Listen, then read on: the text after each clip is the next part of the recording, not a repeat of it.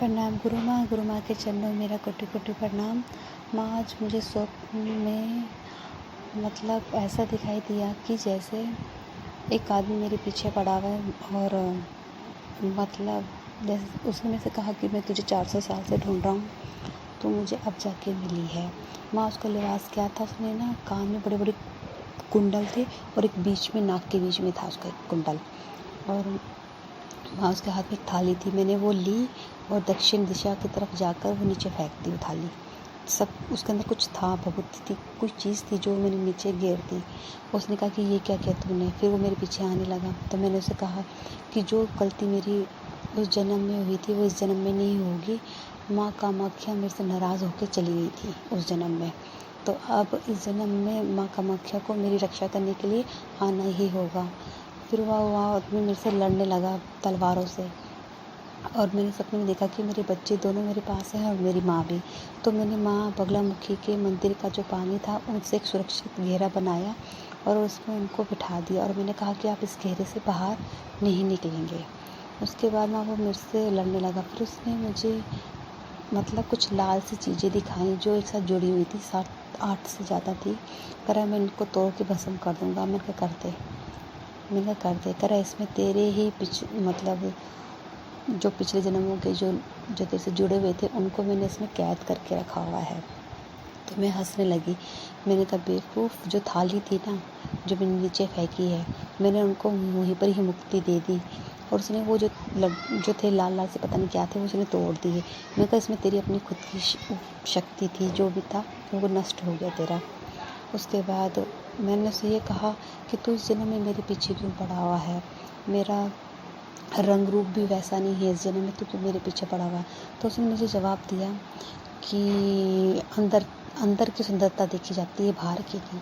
ऐसे जवाब दे के माँ उसने मुझे जवाब दिया, और इतने में ही मेरी आँख खुल गई। पर आज माँ जब मैं जाप कर रही थी, मैं माँ दुर्गा का जाप कर रही थी, पर वस्त्र मैंने पीले पहने थे क्योंकि मैं माँ बगलामुखी का भी जोत जलाती हूँ और व्रत रखती हूँ उनके। तो जब मैं जाप कर रही थी तो मैंने देखा कि एक पेड़ है, और पेड़ के बीच में से बहुत तेज़ी से रोशनी येलो कलर की खूब चमक रही है, और बाहर एक नंगा आदमी बैठा हुआ है, उसकी खूब लंबी लंबी जटाएँ हैं और त्रिशूल ले रखा है, और मैं उस पेड़ के बाहर खड़ी हूँ। फिर वो आदमी मुझे लेकर मतलब अंदर गया, तो वहाँ पे खूब मतलब पूजा हो रही थी माँ बगलामुखी की। तो माँ बगलामुखी वहाँ पूरे शास्त्र रूप में बैठे, उनके दर्शन हुए। उन्होंने मुझसे ये कहा कि आप क्या कहते हैं कि माँ बगलामुखी की मूर्ति को स्थापित कीजिए और उसमें रुद्राक्ष की माला डालिए। और उसके बाद माँ उन्होंने मुझसे ये कहा कि अब आपको माँ बगलामुखी का हवन करना है लोगों के लिए, जिसे किसी के शरीर में कष्ट या बीमारी दुख है, उनके लिए सिर्फ अपने 5 माला का आपने जप करना है, उनसे सारे रोग उनके कष्ट खत्म होंगे। आपको ये काम करना है माँ। पर मुझे आज माँ कामाख्या का एक मंत्र मिला, मुझे नहीं पता कितना सही है ये क्या गलत है, पर था ओम पता नहीं ह्रीं क्लीं